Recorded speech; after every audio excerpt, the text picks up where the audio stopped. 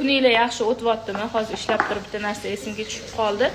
Benta tortni kecha zagotovkalarini qo'ydim. Qizlar, sizlarga bitta narsani tushuntirib bermoqchiman. Benta tort deganda faqatgina mana shu korobkaga soladigan 10 diametrli tortlarni tushuninglar.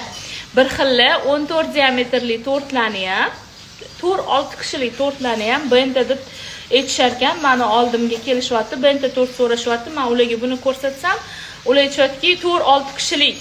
Yo'q, 4-6 kishiliklar уже tort bo'ladi. Bento deb kichkina deb faqat 10 diametrli tortlarni aytiladi. Bizda benta tortlar 100 ming so'mdan har kuni в наличии o'zi mana bunaqa korobkada qiladi ko'pchilik, lekin bizning tortchalarimiz bunga sig'magani uchun usti stiklanli korobkada chiqaramiz.